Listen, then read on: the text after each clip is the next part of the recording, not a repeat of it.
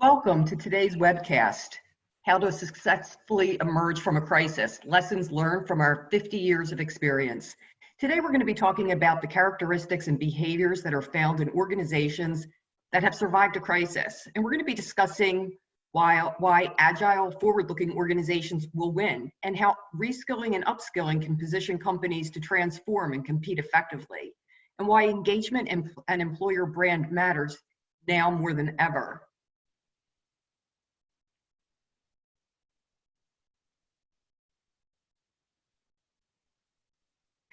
But before we kick off introductions in the conversation, I'm going to cover a few technical housekeeping items to ensure you have a great experience. So as you join the meeting, your audio will automatically connect via your computer, and you're going to be placed on mute. If you can't join by computer audio, you can dial in, so follow these instructions. You'll dial 669-900-6833. Then you want to enter the webinar ID, which is 261-699-361. You'll be asked for a participant ID, but if you don't have that available, it's not necessary. And now I'm going to go over some of our interactive features. You want to hover your mouse along the bottom of the Zoom screen, and you can click each icon to open. First is chat. Use chat to send any technical questions that you may have. Everyone should have just received a chat message to help you find that chat panel. Then there's a Q&A. So throughout the session, we encourage you to use Q&A to enter your questions, and we will address those questions during our presentation and at the end of the presentation. But just as a reminder, this is a discussion format. We'll have 30 minutes of discussion followed by 15 minutes of Q&A. So now I'm going to introduce you to our speakers. Joining us today are Mary-Clare, our Chief Innovation and Product Officer at LHH, and Christoph Niebel, our Chief Sales Officer for LHH. Now I'm going to turn it over to Mary-Clare.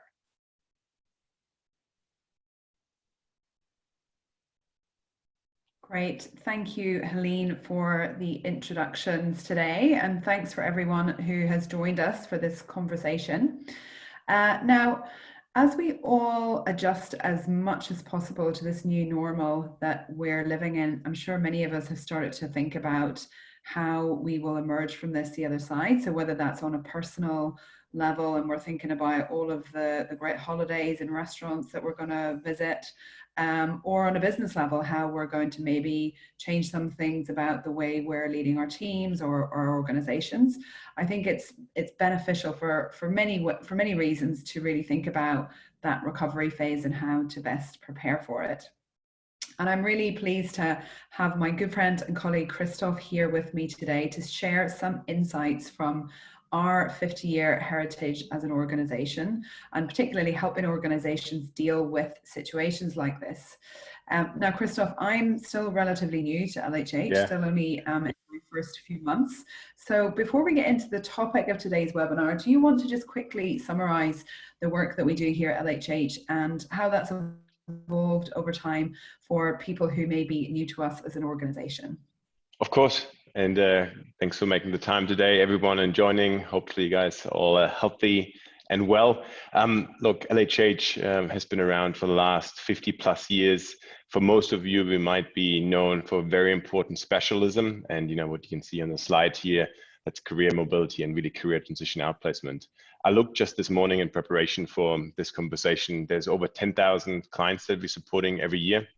And my conversation with my clients and my teams, who are typically HR leaders or talent leaders, they tell us that they're challenged with changing the makeup and skill set of their people at the speed at which they need to react to the market. So that whether that is changing consumer behaviors, dealing with the fourth industrial revolution, or of course external impacts such as the one that we're in right now, like COVID-19. And to address these challenges, over the last couple of years, we have set up our business to do a couple of things. We, number one, help leaders create and align a talent strategy that is, really fit for that, changing business strategy and helps ignite it. We help assess the workforce to help companies make informed decisions on how to match talent supply with talent demand. And then on an individual level, where we support over 500,000 individual stories through their transitions in their career every year, we really help re-energize and realize their potential through and upskilling, redeploying them internally, and then as well actively placing them externally where required. And of course, targeted development efforts such as coaching. So MC, there's probably a reason why you joined the club here, and that's because we believe there's an opportunity for every company as well as every person, and we're helping really both deliver on that. And in these days, the last thing I'd say here, as you can imagine, we need to deliver this in any given context. So as you can see, whether it is their place, our place, or any place, and working virtually as we do now is now just part of the game. Great, thank you, Christoph. So given all of that expertise, let's delve right into some of the lessons that we've learned, particularly from situations where we have helped businesses manage downsizing or restructures, and a topic that I know is front of mind for many of the folks joining today. Where would you start with this in terms of some of the lessons learned? Yeah, look, I've been thinking about this. This is a big question, right? What are the couple of caveats and what are the couple of insights we can pull out here? And so before we do that, I just want to highlight that this is a very unique situation that we're in. Surely, let's look at what we learned from 2008 and other crises beforehand. But we're living in a different world today, and it's changing really fast. That being said, we pulled out a couple of those learnings in other situations over the last 50 years. And we apply, there is a general context in which they can apply. So let me start with the first one here, which I will call the old restructuring playbook is broken. So while other crises have reshaped the future, really COVID-19, in my opinion, and that of many others, is really making the future happen faster. Now, if the future of work really requires restructured workplaces, redefined roles, rapid learning, and deep reserves of trust, and I think we can all agree they do, then organizations are really being challenged to do all that and more as they address the current situation. Now, before this crisis started, that traditional restructuring playbook, which was really heavily focused on capacity-driven reductions, was already failing. It was not only costly, think about severance, productivity, brand and engagement impacts, which were down, but it was also not really solving for the issue I talked about beforehand, and that's shifting the makeup and skill set of the workforce to ensure business can stay agile, grow, and generally drive towards their strategic objectives. And these objectives, of course, are constantly being tested now more than ever. I think the good thing is, compared to 2008 and 2009, that we've seen now governments step up really quickly, as well as prominent businesses and leaders. Think about Mark Benioff from Salesforce.com, or many financial service leaders, Morgan Stanley, Visa, who stepped out and pledged not to fall back on the old playbook, which means they're giving guarantees to people, no layoffs during this COVID crisis. And we here at LHH, we work with many of those great brands, and I'd say we applaud the stance that they're taking today. The thing that's of interesting note is that these are the companies who also already before the crisis were rethinking that playbook. So pre-crisis, they understood that they need to have something in place before crisis hits, and that makes a big, big difference. Because once the world is firmly in grips of a recession, it might be too late to protect the organization and its employees. And as I said beforehand, this crisis only makes the future happen faster. So what I'd say is that if we don't get this right, and we will just do and go over the same mistakes we made in 08, 09, we're looking at a very long recovery.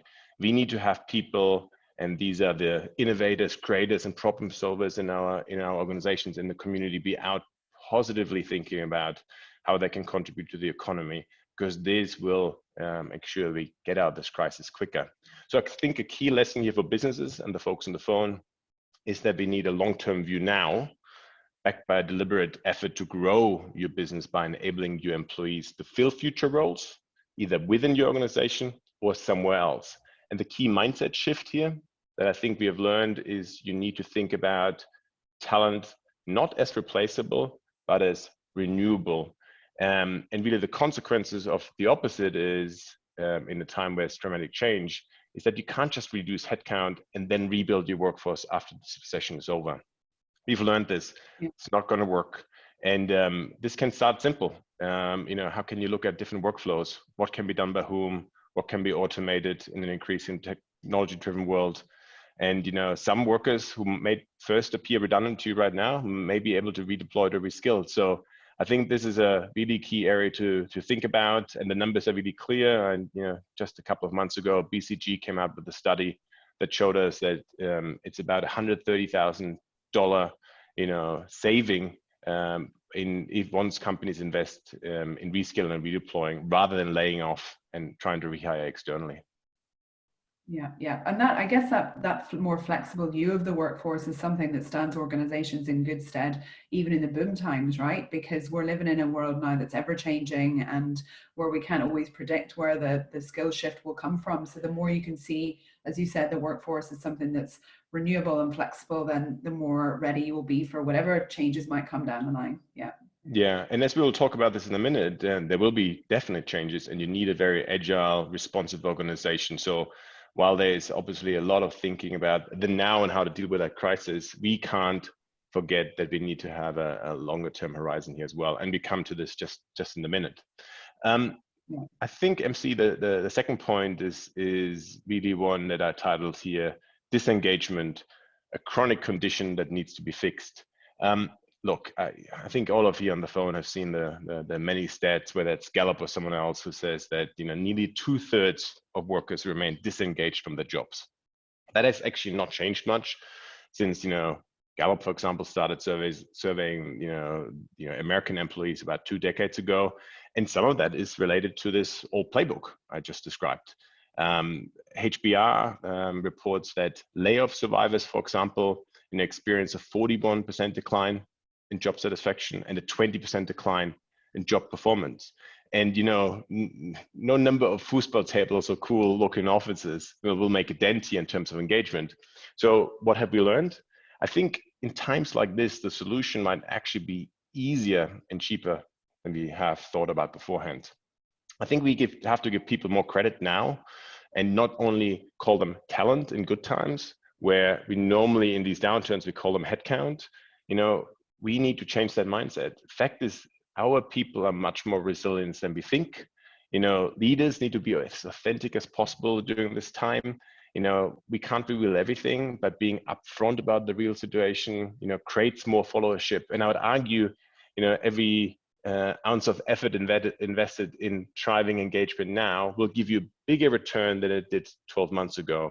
And investing in employees now, which starts with being open and honest about the state of the business you're in, I think can really lead to some innovation. I mean, I was reading a story about a CEO of a startup out in the West Coast, business called Gravity. They were literally looking at either layoffs over 20% or bankruptcy.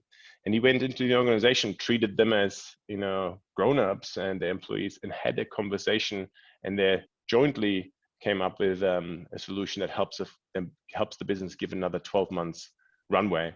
So I think this will pay huge dividends later. And let's face it, an organization transformation has individual impact. And this crisis, as you said, MC, will require a transformation of basically every business. And as a consequence, we need a lot of engagement at the individual personal level. And you don't want to have someone stressed at home thinking about their family situation who's not productive. So we need to fix this disengagement, disease. Yeah. Okay, what else? You mentioned you had 3, I think you said you had 3 points here on this. Yeah, there's the last one here. We could have called this communicate. Like, as you said, we've been supporting a tremendous amount of change here and transformation over the years. And without fail, I think every time we, look at back with a customer on a project we're working with them on, and they take stock, the feedback is consistent from their employees. My company didn't communicate enough. And I think, as I said before, authentic and regular communication by your leaders will now pay long-term dividends. Now, I live in New York, so I might be a little bit biased here, but I listened to Governor Cuomo's announcements, and I think his authentic style got him a lot of followers. And he does it over TV or Twitter, and he treats us like adults. I don't know what he's going to do with this politically, but he has driven a lot of followership. And I think like him, for us leading businesses, it's important to check in regularly on multiple fronts, right? So it's critical to keep a pulse, especially on a newly remote workforce, so engagement retention doesn't suffer and dip. And a big part of communication is just listening. I saw that a number of providers, such as, again, Gallup, Qualtrics, and Willis Towers Watson, have been opening up for free COVID-19 pulse checks. And so I think that is fantastic. And more of us, should lean in on this right now. We here at LHH use Peakon. That's a company based out of the UK.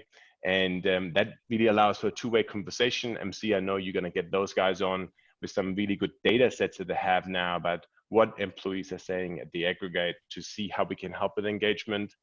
And a key reason to do all that is really simple. Listening shows that you care. And I think that's the bottom line for me here. We have an opportunity and requirement to do better in this crisis than the last. And so these are the three major lessons I'd say I have here out of many, many that we have learned and that people here on the phone should reflect on. Yeah, great, Christoph. And I mean, what I really like is that there's a parallel and some kind of consistent themes. If we just go back to the previous slide, with some of what was shared last week when I had a conversation around resilience with our two speakers, and the previous week with Keith Ferrazzi as well. There was this need to be really, particularly at this time, more in touch and to almost over communicate and double down on those touch points because people need it more than ever. So it's interesting that, again, that's some of the lessons that you've pulled through from the many situations we've supported organizations in that way. So I guess that's definitely a call to action there for folks to to double down on that communication.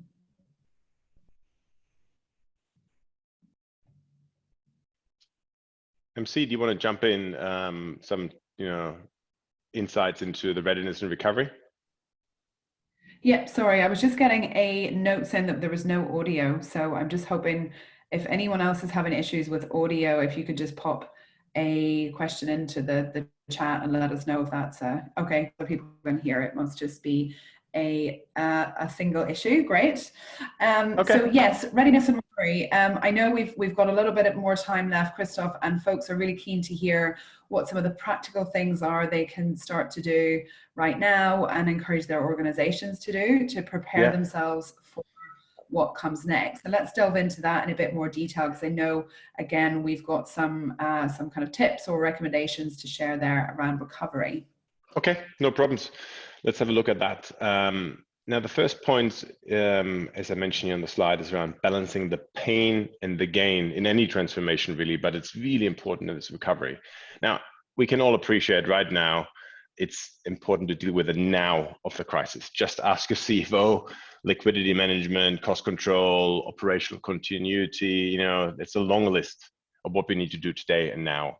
But there also needs to be balance between this now and building a valuable new future for the business and for your people. And purely incremental cuts or adds will not make a company successful.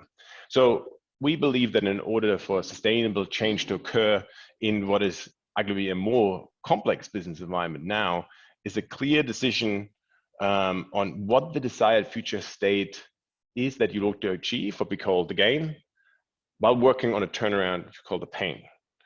And the gain includes really a reinvigorated, simplified organization that is focused on growth, while the pain focuses on the performance improvement, efficiency, and cost reduction, which all, quite frankly, require really tough decisions.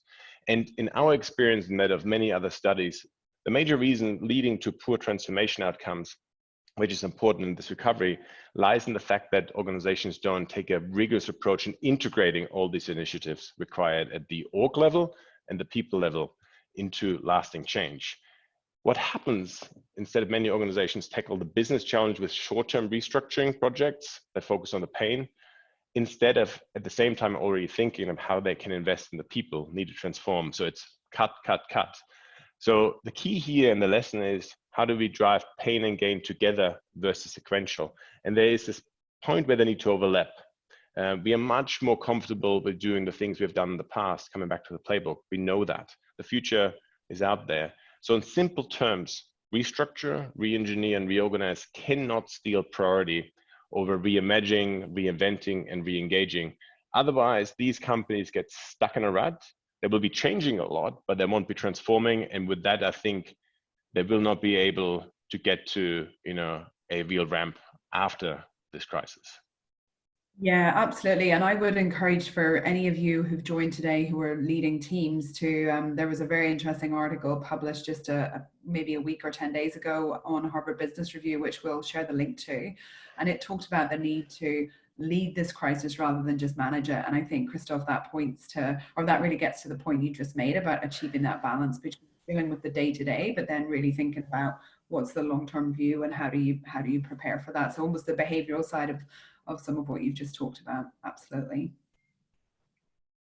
Yeah. So the next point, which I think flows into this, is winning companies is going to be defined by its capacity to innovate, create, and adapt. The interesting thing, and I looked at a kind of a study yesterday. Many companies, many of those leading companies that we see today, were born either in or after crisis.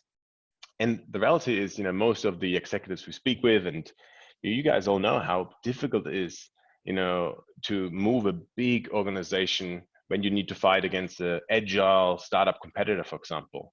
So cultural change is hard, and change is hard as well. But this big shock that we see right now means actually that some of these old rules can be broken. And I think this makes this a really interesting moment. In times like this, when everything is in flux, a very practical thing to do actually is to look at all the trends that were already out there. As we said, COVID-19 crisis is accelerating the future. So which new behaviors have some of the early adopters and pioneered brands already been embracing? Which trends looked years away from the mainstream, and so were easy to ignore even just 6 months ago, but now feel primed to become normal in a matter of months, weeks. I mean, look at what happened to Zoom calls, right? And are we prepared for those new behaviors? Are we ready to meet these expectations? We talked, MC, just recently about the restaurant industry, right? It's just a perfectly good example. We've all had delivery beforehand. This is just going to ramp. Delivery. Takeout is going to be such a huge piece of restaurant future volumes in dollars. Social distancing won't go away.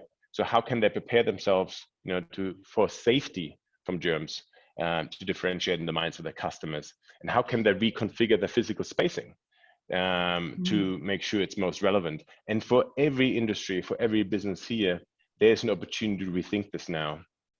We all get pushed in inventive ways. Think about those companies who are now hiring workers like an Amazon from adjacent industries which are laying people off. Our teachers who build online classrooms, or those companies who've stepped up and changed the supply chain to make masks versus the other products beforehand. And I think this demonstrates a new leadership imperative, to inspire potential in people rather than just productivity. And it's a shift that is really important. While at the same time, companies need to think now about making tough choices, getting really focused, and potentially really sift down those lots of good ideas that they have so they don't get distracted. But my practical advice is look at the trends that we're already accelerating and that now will take hold. Yeah. And it brings to mind, the 2008 financial crisis. Nassim Taleb published his work on anti-fragility, and he talked about the need to make sure your organization is not just robust and ready to weather the storm, but that it's anti-fragile and will in fact get stronger as a result of dealing with crisis. And again, I think this represents an opportunity for us all now to think about what are the ways that we can become anti-fragile. And again, we'll share some of the links to the different sources that we've referenced today. Yeah. Okay, we're fast approaching time to get into Q&A, Christoph. So why don't you share our third tip with us here, and then no problems. You'd be very surprised. Don't overlook your leaders, right? Let me start this off with a quote from Jack Welch, the late CEO of GE. Leaders emerge during trying times, and these are certainly trying times now. I think we've all gotten an appreciation now of the impact of what superior leadership skills look like today, and that's business acumen, really partnered with a lot of empathy, coming back to Governor Cuomo. And resilient leaders show really empathy and compassion for the human side of the crisis. And it's time to step up for us as leaders. But it's also for those who support leaders on the phone, time to step up and to provide care, attention, and concrete training and guidance. So how do I lead a virtual team? How can I build trust without handshakes? How can I look after my own well-being and that of my employees? How can I prepare them to have difficult conversations? There's so much that we need to get our leaders ready for. And where it starts, I think, is the mindset of an organization and what will prevail. So ask yourself, are the current mindsets of your leaders holding you back, or are they serving you? Is change seen as a threat or as a source of energy? And we know that without mindset shifts, there is no behavior change, and without behavior change, nothing changes. So don't overlook your leaders, and invest in shaping the right mindsets for them now. Yeah. And it's interesting, actually, we've had one of the questions that's already come in is about leadership, and specifically about what new skills, and I guess this kind of goes to the point about what to do today and then what can we expect in future. But the questions about what new skills do we expect leaders will need to have, and how do we go about developing these in readiness for that? And perhaps that's one I can answer to get us started on the Q&A portion of our webinar.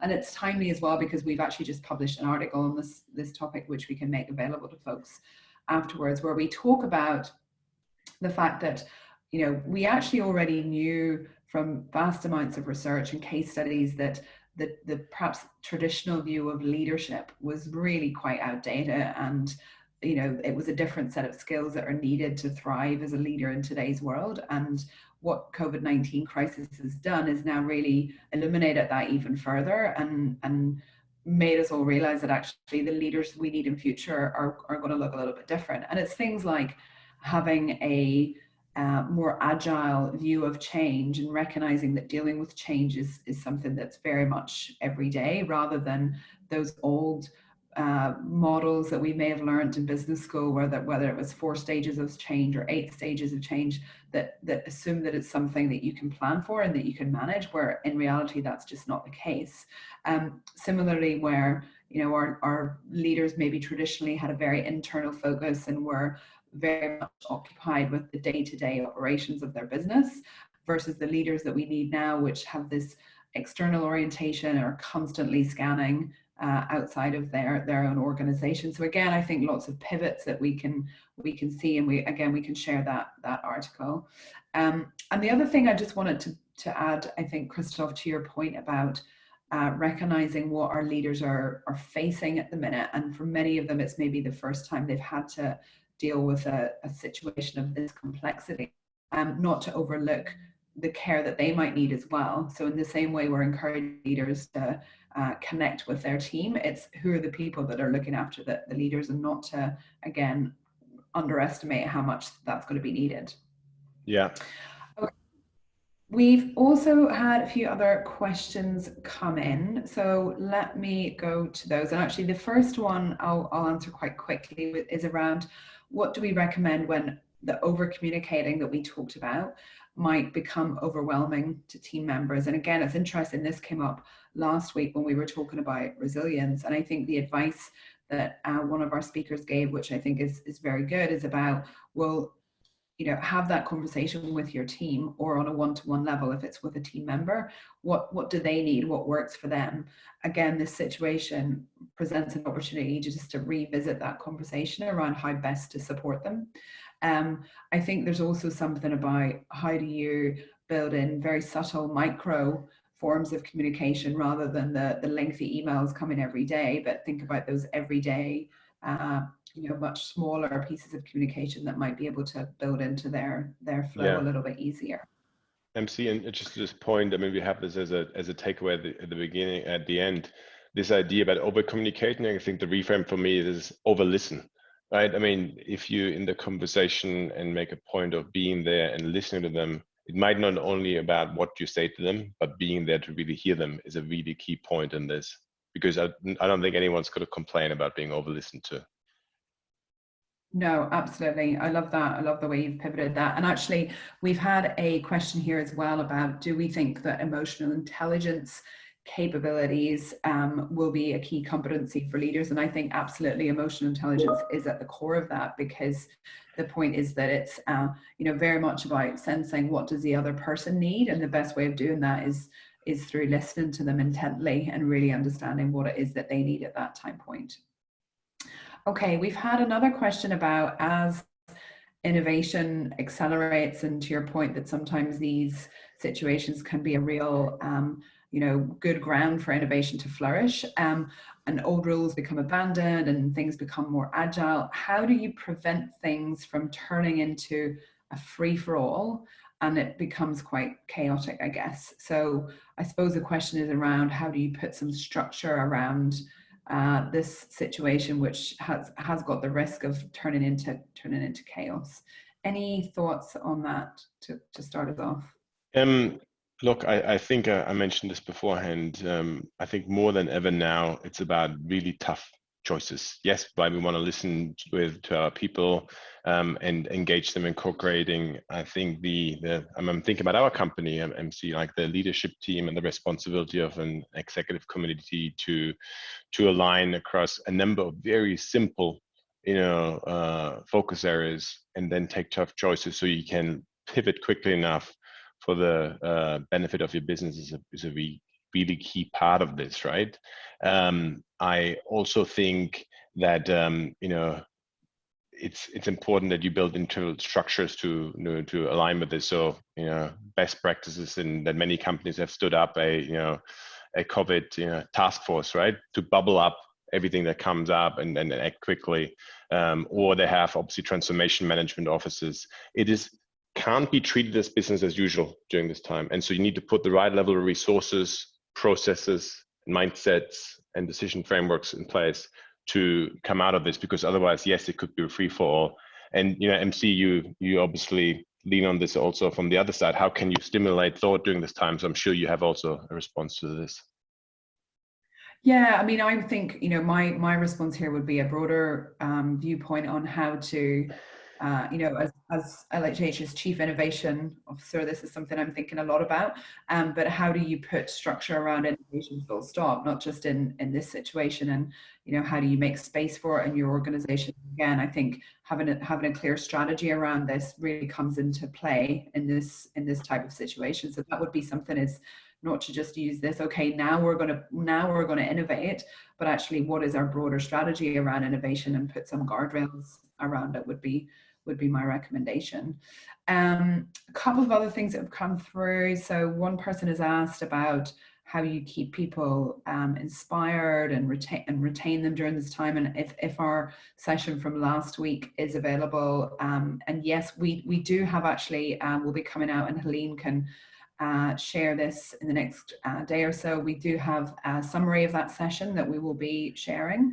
There's also a question about, I know this was one that you and I have talked about at length, Christoph, with our colleague Sharon, our CHRO. What are our thoughts about continuing leadership and learning development during these times?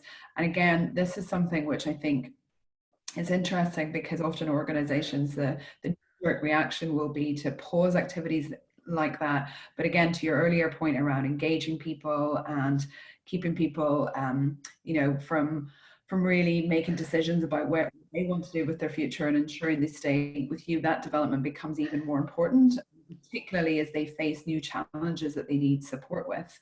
Yeah. We our own virtual coaching platform, Ezra, which is a tool designed to give people access to a coach virtually.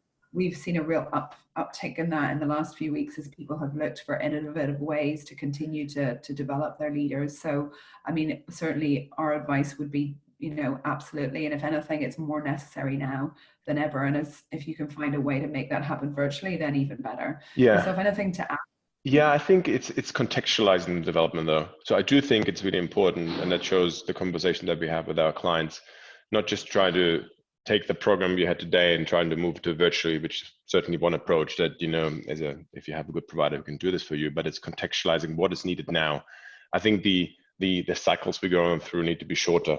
How can we move something which was a 12-month development cycle into, 3 months, 1 month, and how can we move things forward. And the agility in providing this development is really, really important. And technology is a key driver to this. There's another question here that says, how can we scale listening? And there's a ton of great providers. You mentioned Ezra from a coaching perspective. I mentioned, Peakon as a listening provider. There's so many good technologies which are born right now that combine that real, empathetic approach and development and providing, engagement drivers while making it accessible for people and contextualizing it to the current situation. So if you don't have a nimble approach, then I think it could backfire. So if you haven't contextualized your development, then it could backfire. Yeah, and I think that's why we've seen the Ezra tool be so powerful, because you're still having that, that interaction with a coach, and it can become very much tailored to your, to your needs. Exactly to your point, because everyone's going to be facing different challenges as they move through this.